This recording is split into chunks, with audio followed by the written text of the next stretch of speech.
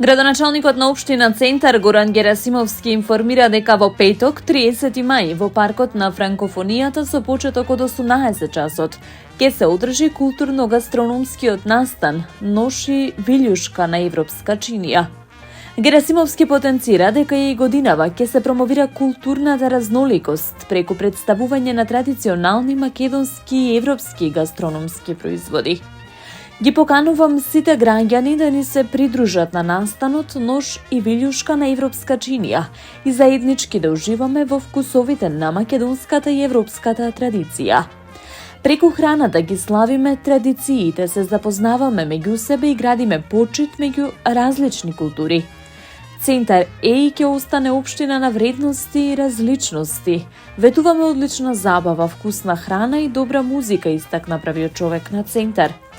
Посетителите ќе имаат можност да уживаат во дегустација на традиционални македонски и европски јадења, да се релаксираат, да се забавуваат со диџеј Зоки Бейбе и Наде Талеска бенд.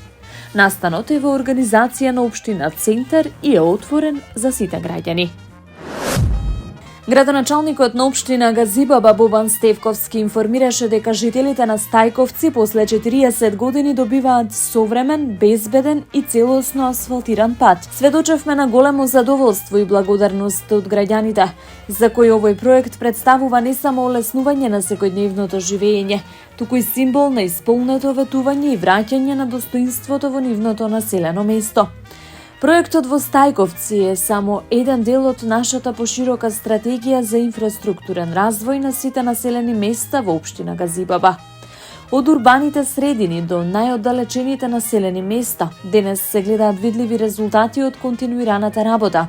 Асфалтирани улици, реконструирани тротоари, решени проблеми со атмосферска и фекална канализација, уредени паркови и јавни простори, се вели во соопштението.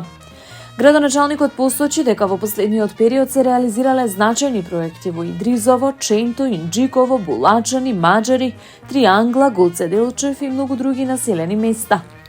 Жителите веќе можат да почувствуваат вистинска промена, не декларативна, туку реална, опиплива и мерлива во секојдневието. Како локална самоуправа остануваме доследни на нашата заложба да вложуваме еднакво во секој дел од општината, без разлика дали станува збор за урбано јадро или рурална заедница. Секој граѓанин на Газибаба заслужува соодветна инфраструктура, пристојни услови за живење и чувство дека е важен дел од општеството, додаде првиот човек на Газибаба. Со пригодна свеченост, денеска беше одбележан 60 годишниот јубилеј на градинката Росица од општина Ѓорче Петров.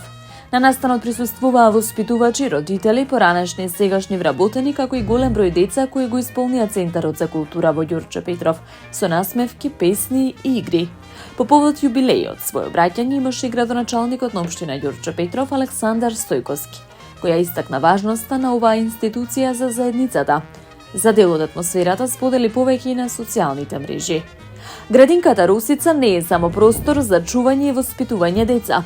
Таа е втор дом, место каде што се создаваат првите пријателства, се учи за вредностите и се формираат идните генерации.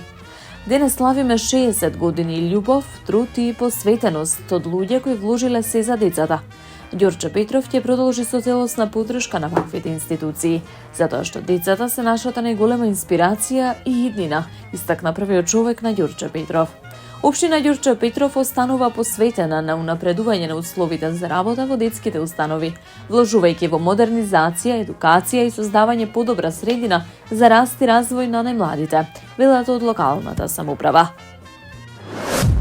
Градоначалникот на општина Илинден Александар Георгиевски го посети средното општинско училиште Илинден, при што заедно со пратеничката Драгана Бојковска и директорот на училиштето Зоран Арсовски направија увид во новите инвестиции спроведени во изминатиот период во ова училиште.